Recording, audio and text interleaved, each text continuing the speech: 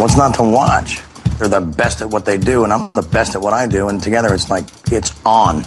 In case some of you wonder who the best is, they're up here on this plaque on the wall. You sure you're ready for this? I'll do my best. Your best? Losers always whine about their best. Winners go home and the prom queen.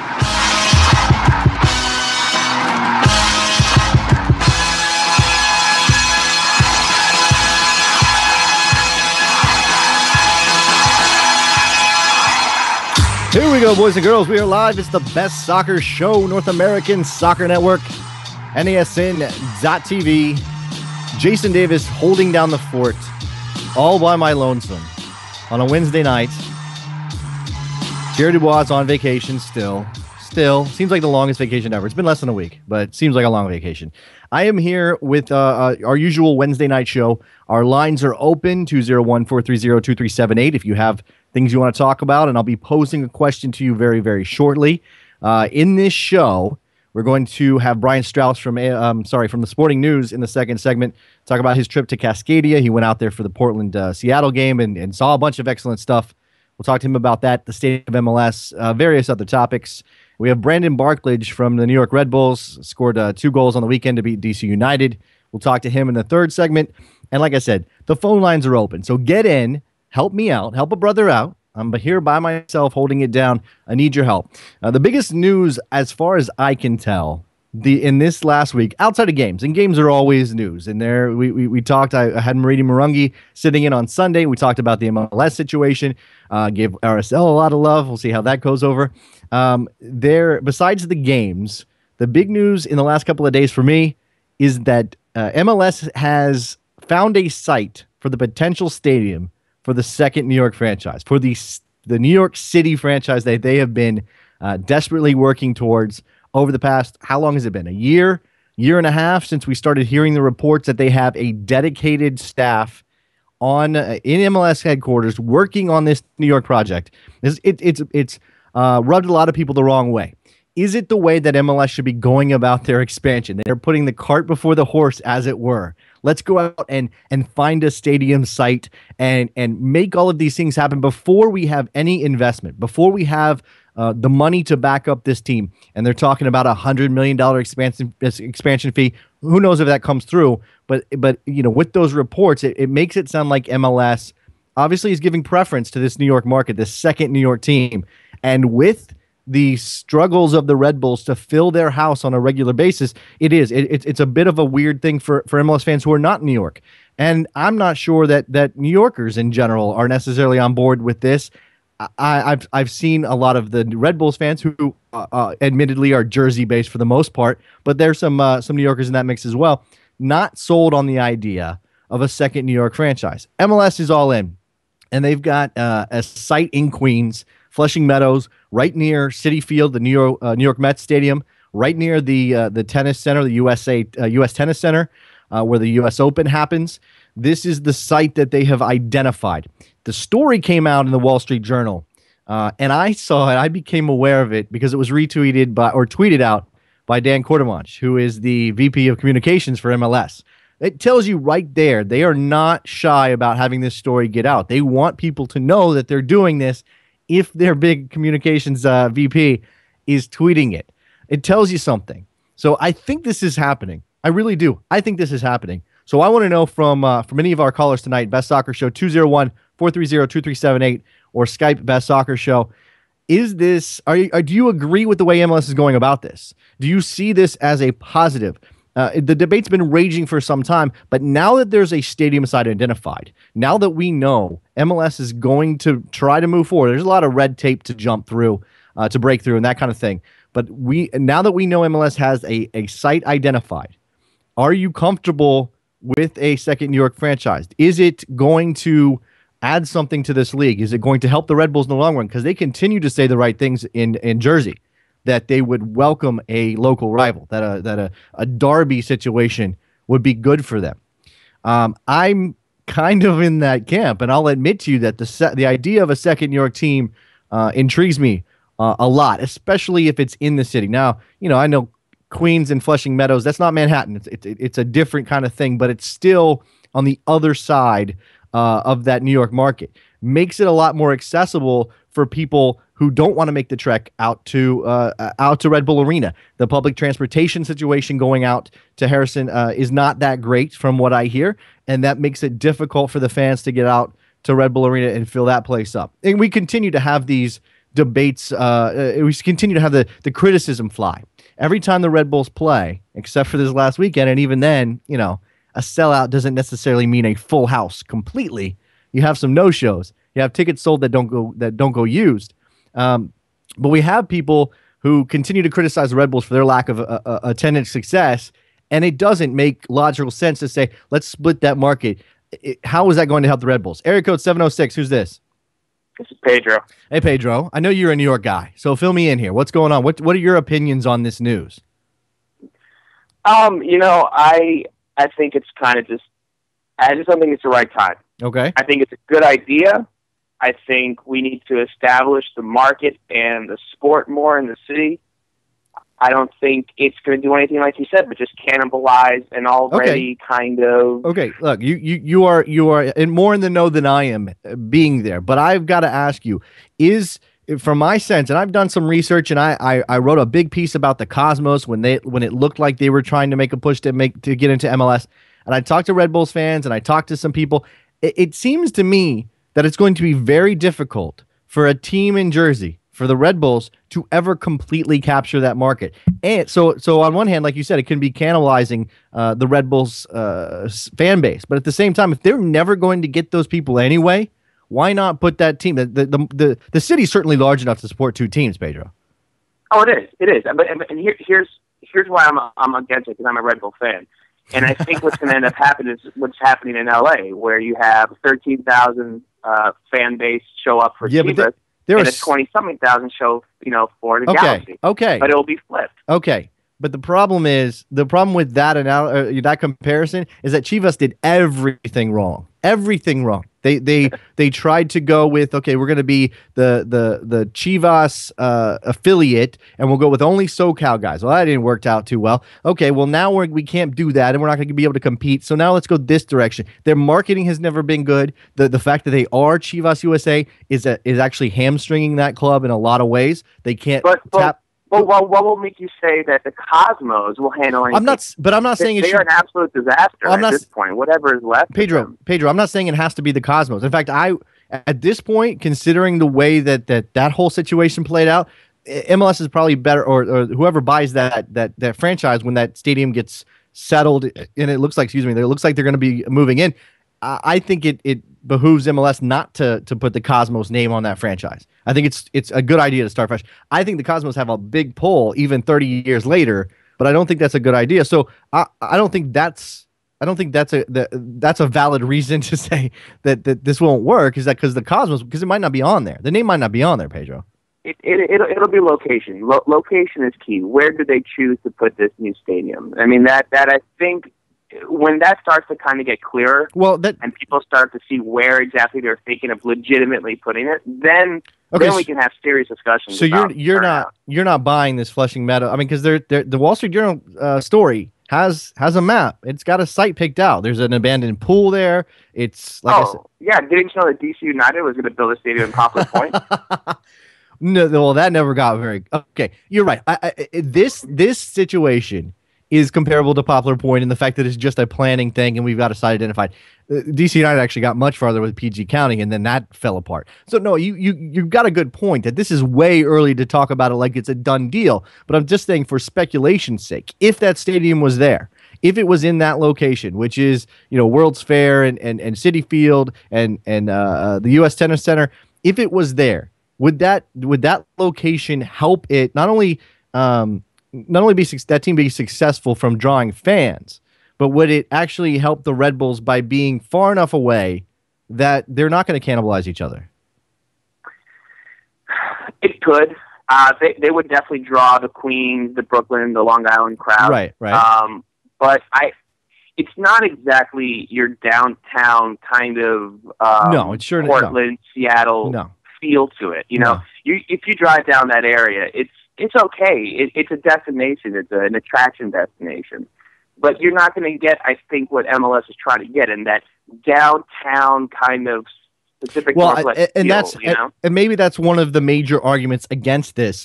If you are not a fan of the second year team, is if you're going to do it, you have and you're shooting for the moon. The shooting for the moon is Pier 40 or something in Manhattan, and obviously that is a very, very, very large task. It is an almost impossible task to find a plot of land you can build a soccer stadium in Manhattan. So if they can't get that done, maybe that's when you say, okay, if you can't do it that way, because that's that's kind of the London feel that I think they're going for. If you can't do it that way, then don't do it at all. Because if you half-ass it, if you half-ass it out in Queens and nobody shows up, or the Red Bull fans start leaving and going to that team, and you end up with 10,000 each stadium each week, that's not going to help anybody.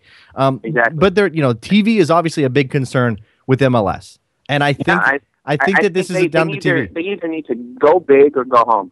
If you're going to jam a second MLS team down New York's throat, you better have everything lined up correctly. Don't settle. That's all. That's my final point. Just don't settle. Right. Make sure it is the primo location, the best setup, the best situation and conditions. Then it could succeed. But don't settle for a less than ideal situation. There's no need for it. There's other markets to explore. Yeah, so that's my final it's point. a good point, Pedro, and I don't have all of the answers. Like I said, being an outsider, I am intrigued by the idea, but I can also understand the argument, and this is the other one that floats around, is why is MLS putting all of this manpower into finding a site in New York City to put a stadium for a team that does not exist, for an ownership group that does not yet exist, when you've got DC United laboring in RFK Stadium, when you've got the New England Revolution, who seem completely uninspired to go out and find their spot and build a stadium, even though they make a little bit of noise every now and then. If you've got those situations, how can you justify? If you've got those situations, Christian, can you turn down your stream there? What's up, man? Hello? Go ahead. Yeah, I was just thinking about the Cosmos. I hope it's the Cosmos, in my opinion. It's good for Queens because it's right in the middle of the park there. You take the 7 train, you get the whole Corona, Jackson Heights, Flushing area there. So, because the problem with Red Bull is, I'm a Red Bull fan. I'm from Long Island, so I have to travel. It's a long trip, an hour and a half at least to go to a game. Like I went to the game against DC. Yeah, and spent an hour and a half, didn't get home until 2 a.m. in the morning. So yeah, that's a problem. It's a major problem. And the thing is, if you can, the transportation's great. LIRR leads right there, 7 train leads right into the park. It's just Red Bulls haven't done a good enough job marketing becoming the team of New York, in my opinion. So you're gonna put that on? Are you gonna put that on Red Bull? I mean, and before that, you're gonna put that on Metro. They just didn't do enough work. They didn't put enough. I mean, this is true across the country, Christian. It's not like MLS teams are known for being great marketers. They always spend as little as they can. They always, the plans are bad and the images are bad and it's all bad. Yeah, it's true.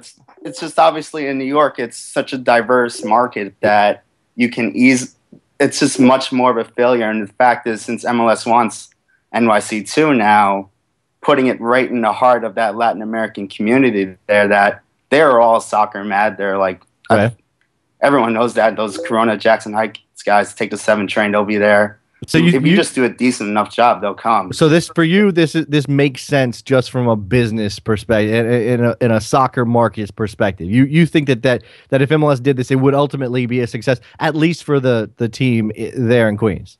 Yeah, of course, because it's the perfect city market. Yeah. All right. Well, thanks for the call. We're getting a full-on New York education. I wanted to take a little bit of time to talk about U.S. Open Cup results, which came in last night. We had 4 MLS teams going up against one all MLS matchup. Seattle beat San Jose, keeping their chances for 4 straight U.S. Open Cup titles alive.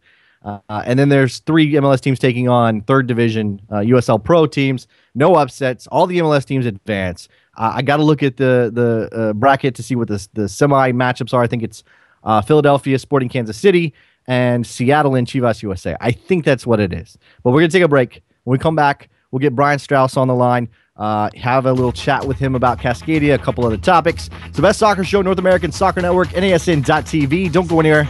Be right back. I don't think I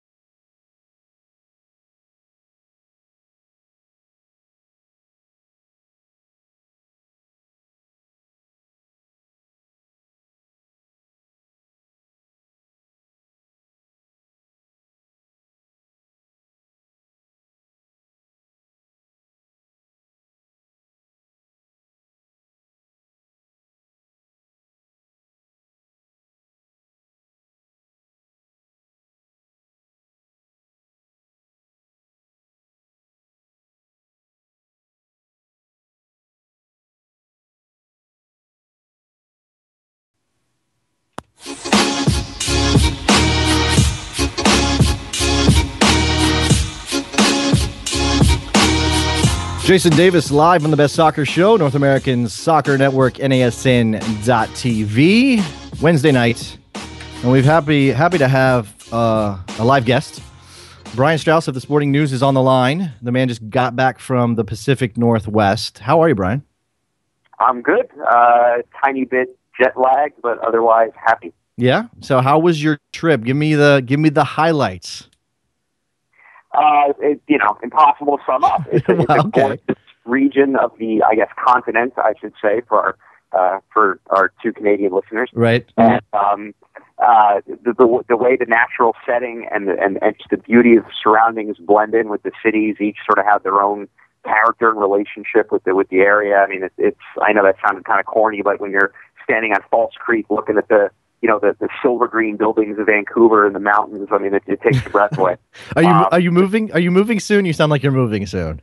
I don't think my girlfriend or my mom would be thrilled with that. So I'm gonna have to settle. I'm gonna have to scroll through my photos on a daily basis. And the soccer, I mean, it's everything we know it is. You know, Yeah. I mean, it was a blast. It was a blast to see the way these teams mean so much to the people in the city, to walk around and see people wearing the gear and seeing signs and flags on bars and restaurants, and to feel.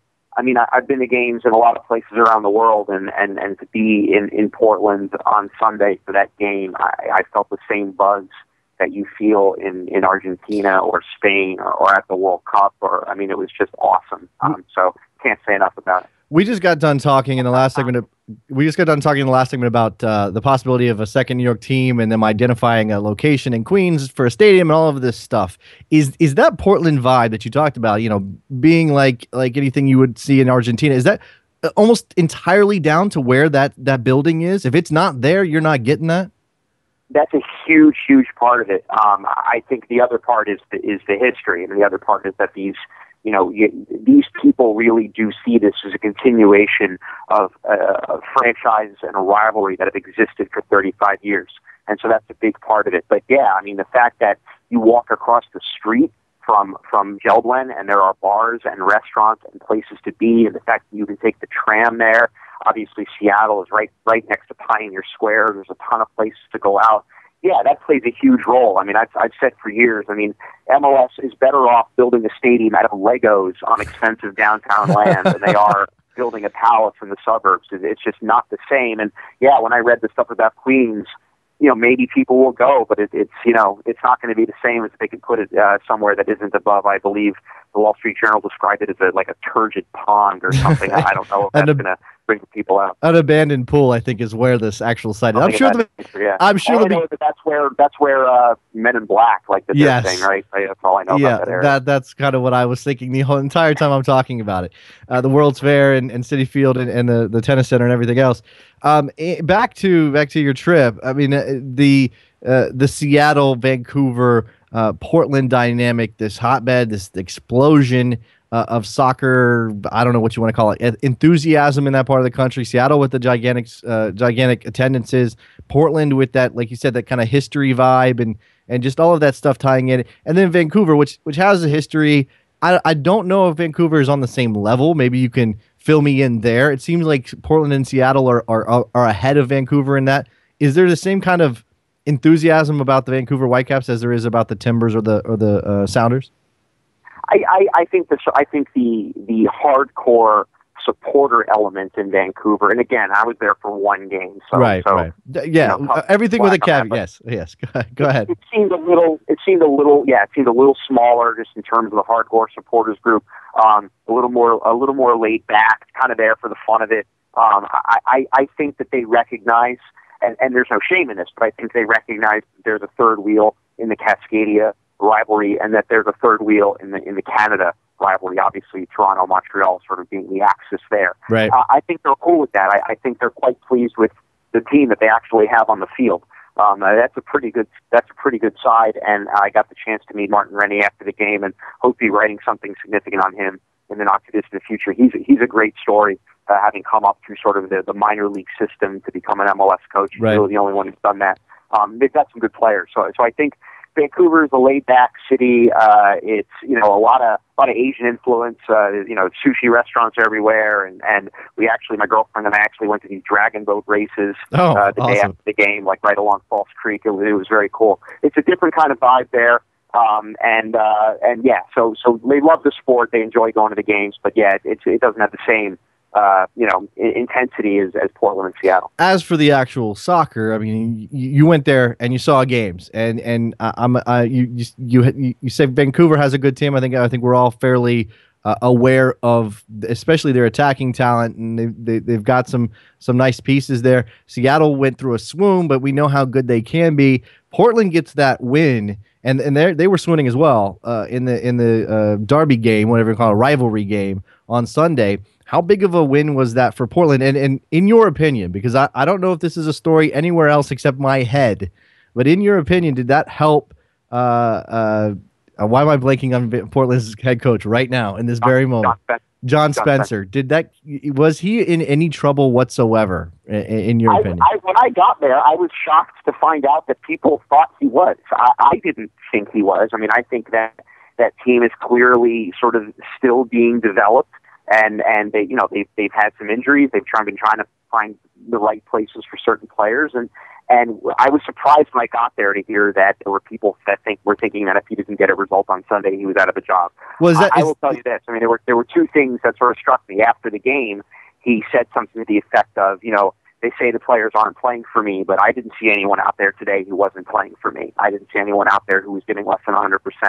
And the other thing that he did was, after his press conference, when the other reporters went to the locker room, I sort of bumped into him on the way into his office, and I introduced myself to him, and he invited me just to come into his office, sit down and talk to him. I sat in there for 7 or 8 minutes and chatted with the guy, and I don't know, like he seemed relaxed and obviously in good spirits after the win, but didn't strike me as someone who would just save his job with the victory. I didn't get that sense. Well, I mean, I guess that's part of the thing here is as much as MLS has grown and attendances are good and people care more, I guess. I mean, it depends on the market and that kind of thing, but we just don't have the crucible's just not there. It's not John Spencer's not going to work every day being stressed out because there's a community upset about the performance on the field. There are a hardcore group of fans that might be on message boards and the like, but it's not the same thing. There's not sports talk radio 24/7 talking about John Spencer. I think 2010, I always think about that year as sort of informative, and I think about the two teams that got to the MLS Cup final, the one that no one watched, right. Colorado and Dallas. And right. I believe both of those coaches were in their third year, Hyman and Smith. And I think that was a message sent to I hope it was at least, that it does take time in this league because you can't just go out and buy the person you want because there's development, because there's massaging of rosters and allocation money and all these kinds of things. It's going to take 2 or 3 years to put something in place and build a team that can win a championship. And I remember that being discussed significantly in 2010. And so the teams that have stayed the course with a coach, Don Kinnear, look what Peter Vermes, so after giving 2 or 3 years, has built in Kansas City. I think it's important that teams don't have a hair trigger on coaches. And so, yes, fans may get upset in the short run, but it would be nice if the Timbers gave John Spencer his 2.5, 3 years to see if what he's trying to build there works. Because I think if you pull the trigger too early, you're never going to find out. So that's my opinion on that subject. And he's got a certain style that he wants to play, and the players are buying in. He's got the right guys he wants. He wants to play a very direct style. He told me he wants to be entertained. He said, I want to see crosses fizzing across the six. I want to see balls played into the area. I want to see strikers getting chances. He wants more service from his midfield. I mean, he wants to play a direct style that takes advantage of turnovers and goes to goal quickly, and he'll either implement it successfully or he won't. You talk about pulling the trigger. That's what Vancouver did in their first year. They pulled the trigger. They brought up Torgerson from the lower division when they quote unquote were promoted. He didn't do well enough. They cut him loose. They give the job to Tom Sohn. That didn't work out. Now they got Martin Rennie. Martin Rennie might be the right guy. And you said that you spoke to him, but is that indicative of just not being patient enough there? It's a great question. Vancouver, until last Sunday, Vancouver was a million miles away from me. I mean, it was an expansion team, and sometimes there just isn't a fit. I mean, look what Nick Sakevich said when he fired Peter Novak. I mean, sometimes the personalities just aren't a fit. sometimes you can just tell the relationships aren't going to work out. I can't tell you what happened at Vancouver last year, but clearly Martin Rennie was a guy who teams had their eye on. I mean, he was making a name for himself. That Charlotte team, I'm sorry, not Charlotte, Carolina team he had last year was very good.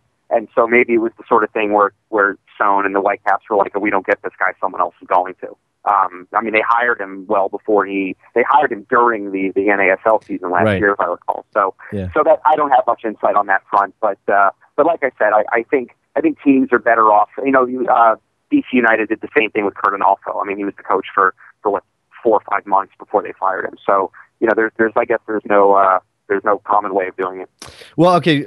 Speaking to Martin Rennie specifically, do you have any insight into what kind of coach? I mean, I think people know him as, you know, an up and coming coach, but we don't really. He's not been in MLS, so it's kind of tough to pin him down and say, okay, this is the kind of guy he is, or we know his pedigree. Where is he from? How did he get here, and what makes him kind of a special younger coach? He's Scottish. He came here. I wish I we don't have to pin it down to a year, Brian. It's on Wikipedia. I don't know the guy's bio, but he came here through connections he had and started coaching in the USL and coached in Cleveland, I think, and perhaps somewhere else, and I think maybe even started in the PDL. Like I said, I do want to delve more deeply into him. I did have time briefly to talk to Joe Cannon and Jay Demerit about him after the Whitecaps Colorado game. Joe Cannon just flat out said he's one of the best coaches I've ever had. And Joe Cannon's been playing for 40 years. Yeah. And Demerit talked about sort of the way he communicates, and really, you know, and maybe is an interesting contrast to what at least it looks like was going on with Philadelphia from the outside with the communication issues. I mean, he talked about how he didn't go so far as to call Rennie a player's coach, but talked about how he's a guy who works with the players. I mean, so that they're all rowing in the same direction. He used the word collaborative. Just made it seem like he's a real easy guy to work with, and isn't necessarily a guy you feel like you're working for. So he seems to have the guys in his corner, and they play fun soccer. And, you know, ironically, could very well be the best of those three teams up there. Wow. Well, I mean, Seattle, like you said, Seattle's not going well, but they've got the Open Cup still alive. It seemed like Siggy finally took a step back. I don't know how much you were able to pay attention to the Open Cup stuff last night. They make a big deal about caring about that tournament in Seattle, and I'm not saying they don't, but then, you know, Siggy's got pressures and they're not playing well, and he kind of puts out a makeshift team against San Jose. Now they get the win, so congratulations to him. But is that kind of all overblown, the Open Cup stuff? I mean, I don't know how you feel. I don't think we've ever actually had a conversation about how you feel about the Open Cup. I love the Open Cup, and I think that the nice thing is that it allows teams to differentiate themselves. Some teams can care about it, other teams don't have to. I mean, there was no rule that says you've got to put out a certain kind of lineup. So, you know, teams are allowed to sort of forge an identity the way Chicago has with the Open Cup, the way Seattle has with the Open Cup, the way to an extent DC United has with the Open Cup, and other teams will, you know, I guess. I know the Reds come to mind, or other teams just bag it. They don't care. You know, the Red Bulls last year, their coach didn't even go to a game. Right. So, you know, Seattle was really beaten up. Again, I was at the game against Kansas City last Wednesday. That game was fast and rough and brutal and taxing and very, very difficult. You broke out into a sweat just watching it. It was a very, very hard game to play. Then they turn right around, go to Portland, lose that game, another tough game. It ends with a couple red cards. And all of a sudden, they're down to San Jose. So I understand why he was like thinking about trying to play ball boys and front office staff and stuff like that.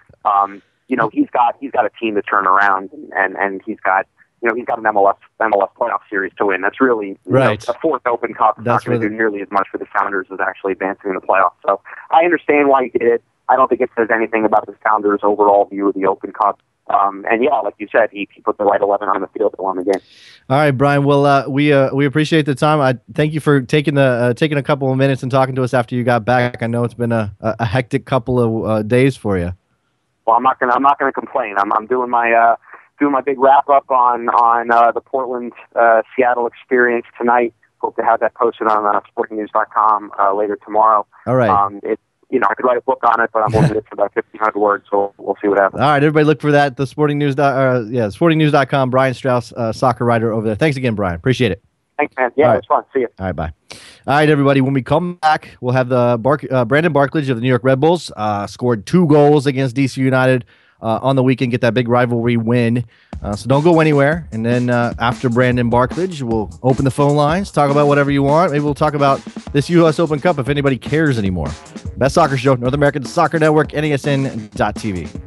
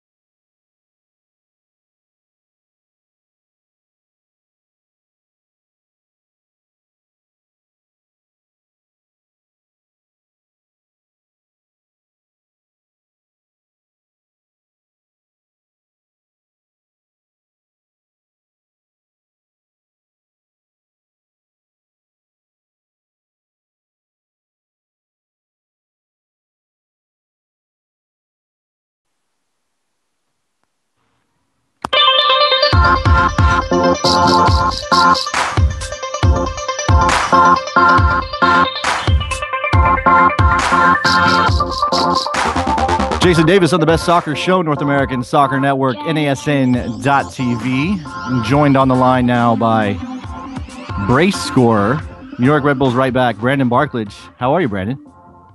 Doing okay. How are you guys doing? Not bad. Thanks for joining me. Appreciate it. Talk a little bit about your weekend. It was a pretty good weekend. The 2 goals, yeah. Both of those. I mean, we talk about talk about the goals themselves. I mean, for a guy that's playing right back now, I'm sure that's not what people would expect you to be doing out there. Yeah. Well, in the first one, I was actually set up in the box. Joel Limper was taking the corner kick, an out-swinging corner kick, and my duty was actually to set a little screen for someone to get around like Dax or Kenny. But it just so happened that Joel played a great ball to the near post, and no one was really there to finish it. So I made the darting run, and luckily I got a foot on it, and it went in the back of the net. So couldn't be more happy. Do you have a name for that move? Well, people are calling it the ninja kick, which I'm okay with. Okay, so that'll be my final answer. Were you a ninja guy when you were a kid? I was a ninja guy when I was a kid. I did a little bit of Taekwondo growing up. Okay, Yep. Well, there you go. And the second one, I mean, that's the sweet. I would imagine that one's the sweeter one. For a guy, playing defender now, but as a midfielder coming up, that's the kind of goal that you kind of dream about, right? Yes, absolutely. The first one meant a lot just because that was my first career MLS goal. But to put the team up, to give us the team a lead, a 2-1 lead going into halftime was huge for us, and it was huge for getting the result. So that one felt great also. A lot of talk about the DC United factor. I mean, you did this against DC United, the team that you had come into the league with and had let you go. Is there a legitimate bit of extra motivation when you're playing a team that lets you go, or is it just something for us to talk about? It's a little bit of both. I mean, obviously, the end of the year meeting, they told me, we were going to part ways, which, I'm completely fine with. It's just, going into that game, that's definitely a date that I circled on the calendar. And I didn't get a chance to play against them when we went to RFK in our first meeting. So it was great to get out there and, just kind of show everybody what I'm capable of doing. It was great. It worked out for me. One of the things I know that was a factor in your stay at DC was some injuries, and talk about the difficulty from coming back from those. And it can obviously end guys' careers. How hard was it to get yourself back into game shape? Yeah, it was definitely extremely tough. I've had to face a lot of adversity in my first 4 years of my MLS career. And a lot of that adversity came with me on the rehabilitation table. So Definitely a mind jam at times. And, as much as you want to go out there and compete with the team every day, I was out for a good 6 months at a time with both injuries. So that was very hard for me to intake, but I'm just glad I, persevered and got to where I am now with the Red Bull. Do you think that was a factor in DC not sticking with you for another year? Yeah, I think they had some preconceived notions about me, obviously with the two major surgeries that I had. And they decided to part ways, which is completely understandable. They have a great team this year, and, we're still tied for first place. So kudos to them also. How long, I mean, we hear a lot of, I've never had that kind of injury. How long does it take before you trust the knee? That's the psychological factor is something people talk about a lot when you have a knee injury like that. Yeah. Physically, it can feel fine, but it's going to take a good 6-7 months to get out there on the field and actually have, trust in the way that you did rehab and be able to, compete and perform at 100% and not out there, giving it just 80% because that's when you get injured again. So that's something to definitely think about when you're coming back from an injury. Were there any doubts for you, being a guy that got drafted and DC picked you up? And I know that there was a time when they let you go once and then you came back to DC United. Was there any doubt in your mind after they let you go the last time that you'd be able to catch on somewhere? There was a little bit of doubt. I mean, yeah, just to have that meeting and have them tell me that, they might be going in a separate way was a little bit of a mind jam, like I said. But, I felt like, I showed well enough coming into the league my rookie year that I can compete at this level. And I just kind of kept reminding myself about, those good times. And, luckily I couldn't be more grateful to have this opportunity here in New York. About your time and your situation in New York, I mean, you were a midfielder and now you're playing right back for the Red Bulls. How has that position shift? How has that changed your game and mentally? How hard was that transition? Mentally, I wouldn't say it was too hard. They gave me a lot of confidence putting me into that position, and I thank Hans for that. And I think, just the whole transformation, being a midfielder at first and going back to the defensive spot. It's just, you have the skills on the ball to make runs and go forward and help the team out that way. It's just, I think the positioning defensively is what, I really had to concentrate and focus on. And that's something that's going to improve every single game. And I'm happy, with the performances that I've put together so far, but there's definitely room for improvement. Are you a defender now? I mean, do you think of yourself as a defender now? Yeah, I think so. Yeah, it seems like a long time ago when I was playing midfield. So right now, I'd say, yeah, I'm a defender. Your head coach Hans Barklage has expressed some thoughts that you might make for a very good right back, and that's partly because of your ability to get forward. And like you said, your positioning is probably the biggest issue for you, but you obviously are good in a tackle and that kind of thing. So is this something that I don't know that you were? Have you always been a midfielder since your younger days? I always have been a midfielder. Yeah, I've always played either out wide or even in the middle of the central midfield. So this is completely new, something that maybe you hadn't considered before catching on with New York. Well, I had a little bit of experience with it back in DC last year. They put me there in a couple international friendlies, and then I played a little bit there in reserve matches also. I just never really caught on with the starting 11 at that position, but thankfully I am now. So talk about the team prospects at this point. Obviously, you're contributing in your new position, and the team gets that big win over DC United. For you, there's a personal thing there because you did play for them. But as a team and the rivalry, the West Coast, the Cascadia stuff is getting a lot of attention. Does this? I mean, you haven't played in those, but do you think this measures up? Is Red Bull and DC the longer history? Is it as big of a deal as Portland and Seattle? I think so. Yeah, just because, like you said, it's a longer history that's tied into it. Going back to the glory days when Petke was playing in the big rivalry games in New York, DC, there's just something about it that is just completely heated, and I got a great taste of that the other night.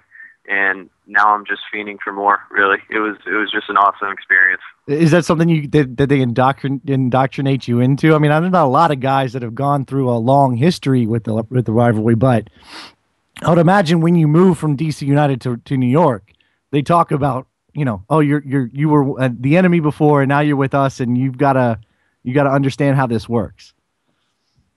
Yeah, I mean, I'm definitely not an enemy by any means with DC. Well, you know what I'm saying. On the field. Sure. Yeah, on the field, it's just something that is very hard to put into words.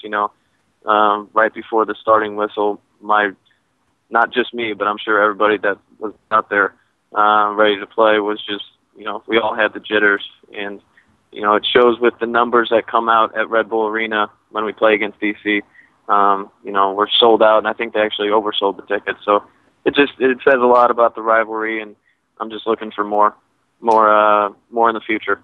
More goals in the future, or is that not really the top of your priority list? Well, hopefully there are more goals, but we'll see what happens. So just hoping for a continued success at that right back spot. All right, Brandon, we appreciate the time. Thank you very much, and congratulations on the success. Wish you a lot more going forward. Thank you very much. Thanks for having me. All right. All right, take care. Brandon Barklage of the New York Red Bulls talking about his shift to right back, his 2 goals against DC. Thanks to him for joining us today. And we're back here talking about, I wanted to shift back into U.S. Open Cup discussions. I touched on it a little bit with Brian Straus at the end of our conversation. I'm wondering, except for those teams still involved, and maybe even some of those teams are the fans are a little half interested at this point. I guess if you have a chance at a cup, you start getting more excited. So now if you're a Philly fan or a Sporting fan, it's getting close enough now where you can kind of taste it, and you're really going to start caring about it. But generally speaking, do fans care? The general MLS fan or the fan who doesn't have a team left in this competition, does anybody care anymore? I'm starting to wonder about this, and I'm thinking this tournament has kind of been I don't know, owned by Eric Winalda and Cal FC. We'll put it on Cal FC. We'll make it less about Eric Winalda and more about Cal FC. It's been owned by Cal FC. Their run, they lose to Seattle, they're out, and now it seems like all of the heat has dissipated, and nobody cares anymore about the U.S. Open Cup. I'll put it to you guys on the phone lines, 201-430-2378, if you still care about the U.S. Open Cup. If you watched last night, if you had, because that's the issue, right? It's the quarterfinals of the knockout tournament that we have in this country, and you can't watch it on TV or any of the games, just even one game on TV. You have to go to the internet, and it's a stream here, a stream there. The San Jose stream, I heard, I wasn't able to watch it, was so bad that people dropped that and were watching an iPhone stream. Some Seattle fan was at the game, had an iPhone, held it up, and broadcast the game, and that was the stream that people were watching this on. That's how low the U.S. Open Cup ranks at this point. And I know the teams are doing the best they can, but generally speaking, they're doing this at secondary facilities. In the case of San Jose, I'm not. The stadium was in San Francisco, Kezar, or something like that. I don't really know the place, but obviously they're not. That's not home base. They're not comfortable there. If they've got to do a web stream, they've got to bring in all the equipment. They've got to make sure that they're technically able to get the internet connection and everything else. And it just didn't work out. And yeah, you can certainly criticize San Jose for providing a poor stream. They're the host. They're supposed to be doing that. And they should have the resources to pull it off. But that's where this is. The U.S. Open Cup is still a tournament where the 4 quarterfinals are internet only. You can't find them on TV. They're hard to watch. The streams are bad. They're choppy. The camera work isn't very good. And to be honest with you, I lost interest halfway through. I was watching the Philadelphia game. They scored a couple of goals. Harrisburg made a comeback. It was 3-2, and I lost interest. Even though that game was relatively close up until the end, and Philadelphia pulled away 4-2, it didn't have my interest. And I'm the kind of guy who wants the U.S. Open Cup to get bigger and better. And I think that Cal FC's run could have some impact over the long term. But I'm wondering if our attention spans are just too short, that we just can't, we're already out of this. And it's MLS teams. No more upsets. So if you're not a Seattle fan, a Chivas USA fan, a Sporting fan, or a Philadelphia Union fan, and you were rooting for an upset and you got none, what's left for you in this tournament? What is left? The tournament provides the CONCACAF Champions League spot. Like I was talking to Brian Straus about Seattle's situation, they could go for their fourth, and that would be a pretty big deal considering no one's ever done that before. I don't think. Let me go check my U.S. Open Cup history. But at the same time, it doesn't supersede winning a playoff series, which Seattle hasn't yet done in their MLS history. So they've got their priorities, even if they want to give lip service to the U.S. Open Cup, and they seem to be the team that cares the most. It just doesn't carry through when the rubber meets the road, and they've got 3 games in 8 days or whatever that ended up being, with the Sporting game losing to Portland and then having to go down to San Francisco for their U.S. Open Cup game. How can you blame them for not caring that much when it's just it's just difficult with the rosters the way that they are? Some suggestions that we should talk to the iPhone guy. Maybe not on this show, but somebody should put the iPhone guy on a podcast. Give him some moment of glory. That is pretty big to step up in the moment when the fans are desperate for a stream and the team cannot provide a decent quality product. The guy gets his iPhone out and starts writing. I didn't get to watch any of it. I kind of feel left out. Like this was not a big moment in U.S. soccer or anything like that, but just kind of a unique moment that I missed out on. And I didn't see how good his camera work was. Was he tracking the ball? Was he zooming in? I don't know how iPhones do on streaming video. No zoom. Okay, so see, I'm not an iPhone guy. I'm not team iPhone. I'm team crappy Android. So he was doing play-by-play, I'm being told. Now, see, that is fantastic stuff. If he was doing play-by-play, then that really is above and beyond. Was it good play-by-play? Can somebody confirm that it was actually decent? Because if it was better than, I don't know, some of the play-by-play guys that MLS has around the country, some of these non-soccer guys, maybe he should get a job out of this. Maybe he should telling Leonard Linhart as Sideshow Bob, tell him to go back to Springfield. That's not that creative. You can do a little bit better than that. Alex is on the line. What's up, Alex? I think I lost Alex. Let's try a different caller. 410. Who's this? Hi, this is Julio. Hey, Julio. What's up? Yeah, I just wanted to make a comment that I'm an LA Galaxy fan, and I wish that my team had taken the Open Cup more seriously because it's one of the fastest way to get back into Champions League. Yep. The supporter shield because of the unbalanced schedule, and MLS put or a crapshoot. I mean, this is 4 games and you're back into Champions League, and you can use that to attract overseas players who are excited about playing in Mexico against Mexican teams. And so I wish LA Galaxy had taken it more seriously. When did the Galaxy go out? See, I'm already blanking on this, Julio. When did they go out?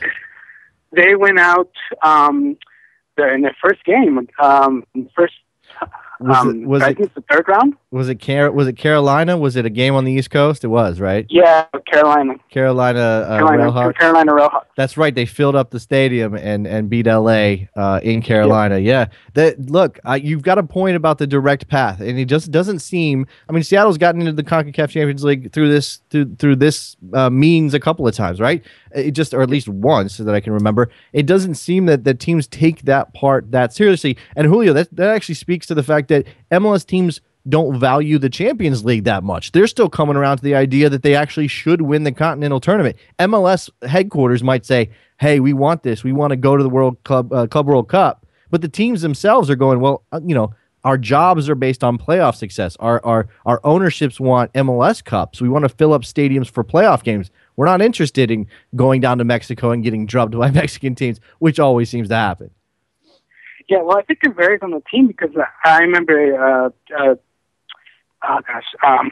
your co-host, also a Galaxy fan. Right, Jared, Jared. He said that Tim Lightweight had said that they really want to, take the LA Galaxy brand global, right? And that they wanted to prioritize Champions League, and I don't know why they put out this, these squads out, in Carolina. So that was their chance. I mean, I don't know. Yeah, no, you've got a good point. Thanks for the call, Julio.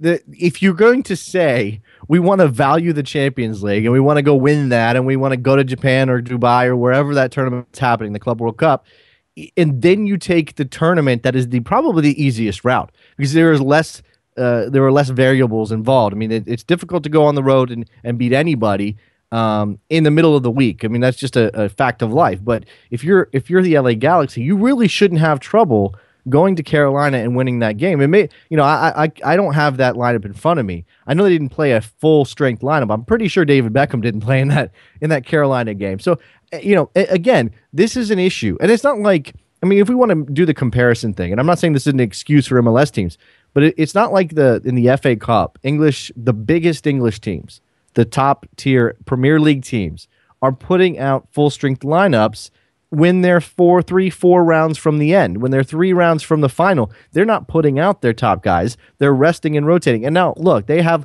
resources and they have much more depth, and they've got multi-million-dollar signings sitting on their bench who need the playing time, and 19 and 20-year-olds who will eventually become stars, they hope. So they have the talent to use there, and they can go and beat the League One side. But it just doesn't work that way in this country yet. So if you're going to commit to the tournament and put out a full string squad, you're going to feel it in your legs when the summer comes and it's 95 degrees and you've got to play in Dallas. That's where the pain hits for these teams when they want to win the Open Cup, but they want to also make sure that their league season is not impacted completely destroyed by the fact that they're going to go for an Open Cup run. And Seattle's done a very good job of balancing the two out. And even, like I said, Siggy puts out a weakened lineup because he has to, because they're fatigued, and they still go and they still get the victory. I don't think San Jose's team was that strong, so I'm not sure. I know they put Wondolowski in towards the end of the game and Linhart towards the end of the game, but I don't think they set out to actually control that game when they had that opportunity either. All right, let's take a break, and when we come back, we'll close out this edition of the Best Soccer Show on the North American Soccer Network, NASN.TV. Don't go anywhere.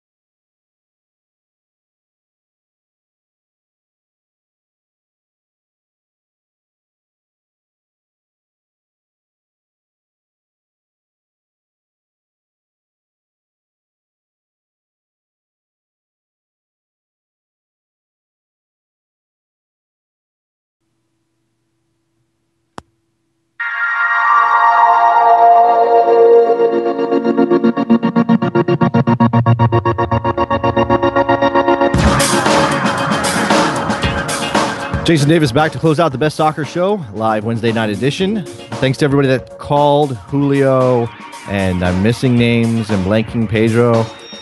Who else called? Good listeners called. Thank you for your calls. New York discussion, U.S. Open Cup, and everything else. As we close out this show, and as I try to make sure my music goes away so it doesn't get distracting, a couple of rumors that I've seen. Greg Seltzer of No Short Corners, who works for MLSsoccer.com and does excellent work kind of sussing out all of the rumors in Europe behind American players, got an update on Jeff Cameron, which is interesting. Says that Stoke City are talking fee with the Dynamo, so that's getting fairly close, but he thinks there's a snag. He doesn't say what the snag is. I don't know what that situation how that plays out, but it's kind of been feeling like Cameron to Stoke has been not a foregone conclusion. It's Jeff Cameron. He's a good player, but we're not getting overly excited about it. But it did seem like that was kind of a done deal, or at least moving that direction. We'll have to see what happens with that. And Michael Bradley, I think we're all very interested to see what happens with Michael Bradley. My opinion, the best American player at the moment, in best young American player. Let's say it that way. Clint Dempsey is better overall, but Michael Bradley, being the age he is, has some more mileage left on him. He's got a bunch of suitors in Italy, and apparently at least one outside of Serie A. So that's going to be interesting as well. I don't know what kind of fees they're talking about. I'd love to hear a number attached to Michael Bradley's name. And find out where he's ultimately going to end up. I don't expect him to stay with Chievo Verona. The other bit of news this week is that FC Dallas finally got a jersey sponsor. Congratulations to FC Dallas. I think it's I'm gonna have to actually check it out because I don't remember the name. It's but nothing I've ever heard of before. Advocare. I gotta say it fast, right? Advocare, which is apparently supplements and stuff like that. It sounds very. I don't think I've ever really pinned down what Herbalife is, but I'm pretty sure that's what Herbalife is, like nutritional supplements, right? And apparently, very much like Herbalife and Amway, who used to be on the San Jose Earthquakes jerseys, it's one of those multi-level marketing deals. It's not pyramid scheme, I guess, because they're still allowed to operate, and pyramid schemes are illegal. But it's very much like that. It's like when my mom did Mary Kay when I was a kid, right? She's not only is she selling the product, she's got to go find some other ladies to help to sell the product, and then she makes more money. We got a car out of the deal. We had a Grand Am out of my mom working for Mary Kay. Yeah. She didn't get the pink Cadillac, which I think was the ultimate. What is the thing for Advocare? What do Advocare reps get? And what is their ultimate goal? Because if it's a pink Cadillac for Mary Kay, I don't know what it is for Amway either. Amway's been around for like 40 years. What do people get out of Amway? The only thing I know about Amway is that there's a scene involving Amway in that movie Go, which is kind of a bad movie that is like a guilty pleasure. I can't remember who's in it though. It's a weird, like, they're selling Amway and they get invited over. These guys get invited over to this house and they're selling Amway. It doesn't go well. Let's just say it that way. I'm not putting this on FC Dallas and Advocare, by the way. I'm just saying. All right, I think that's going to do it for us tonight, guys. We are on iTunes, and ratings and reviews help a lot. Best Soccer Show. Go search them out. Oh, I've got to mention, we did an interview with Josie Altidore on Tuesday night. That is up on NASN.TV. Go check that out. Josie was kind enough to give us some time to talk about his time in Holland, talk about his U.S. men's national team situation. Go to bestsoccershow.com to find out some details about the charitable organizations that Josie is working on behalf of. He's got a Josie Altidore Foundation of his own, but he's also raising money for water relief in Haiti. So if you want to go and drop a few dollars, I'm sure he would be very appreciative of that. The links are at bestsoccershow.com, and they're long, and I don't want to mess them up. So bestsoccershow.com is the place to go for that. And listen to the interview. I think it's a pretty good interview. Like I said, we talked about club and country and Josie's website, which doesn't seem to work at the moment. But hey, he's working on it. All right, that's it. We are done. Thanks to everybody that called. Thanks to Brian Straus. Thanks to Brandon Barklage. Hopefully Jared will be back on Sunday, because holding this down by myself is exhausting. I'm tired, and now I have to go put myself to bed. All right, everybody. We'll talk to you next week. Bye. Only the